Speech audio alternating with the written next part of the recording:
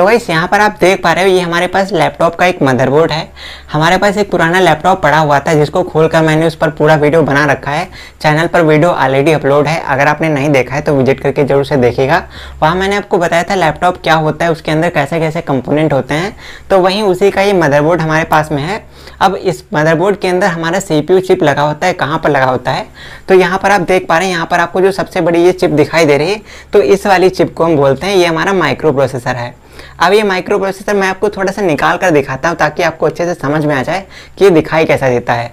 तो इसको कैसे निकालते हैं, इसको इंस्टॉल कैसे करते हैं, इसको निकालते कैसे हैं, मैंने आपको इस वीडियो में बहुत ही अच्छे से बताया था। चलिए मैं आपको एक बार फिर से निकाल करके इसको दिखाता हूँ। तो निकालने के लिए आपको एक स्क्रू ड्राइवर की आवश्यकता पड़ेगी। तो स्क्रू ड्राइवर को यहाँ पर एक लॉक लगा होता है छोटा सा, तो इस लॉक में आपको लगाना है और इस लॉक को आपको अनलॉक कर देना है। तो जैसे आप इसको अनलॉक कर देते हो तो हमारे जो माइक्रो प्रोसेसर होता है वो अनलॉक हो जाता है। इसके बाद में आप इसको आसानी से रिमूव कर सकते हो अपने मदरबोर्ड से। तो गाइस पहले मैं इसको साइड कर देता हूँ, फिर आपको माइक्रो प्रोसेसर अच्छे से दिखाता हूँ। तो गाइस यहाँ पर आपको ये जो चिप दिखाई दे रही है ना, इसी चिप को बोलते हैं ये हमारा माइक्रो प्रोसेसर है। तो माइक्रो प्रोसेसर कुछ इस तरीके से दिखाई देता है। कुछ ऐसी चिप होती है, इसी चिप को माइक्रो प्रोसेसर बोलते हैं। तो यहाँ पर आपको जो येलो कलर दिखाई दे रहा है ना चारों ओर, ये सारी की सारी पिन लगी हुई हैं। यहाँ पर सैकड़ों की संख्या में ये पिन लगी हुई हैं और इन्हीं पिन्स की सहायता से किसी भी सर्किट को, किसी भी डिजिटल सर्किट को एक्सिक्यूट किया जाता है, उसको चालू या बंद किया जाता है। तो यहाँ पर आप देख पा रहे हो माइक्रो प्रोसेसर कुछ इस तरीके से दिखाई देता है। यहाँ पर आपको बीच में जो पार्ट लगा दिखाई दे रहा है ये वाला पार्ट, तो इस वाले पार्ट को बोलते हैं ALU। तो इस ALU का पूरा नाम होता है अरिथमेटिक लॉजिक यूनिट। इसी की सहायता से सारे के सारे अरिथमेटिकल और लॉजिकल ऑपरेशंस को परफॉर्म किया जाता है।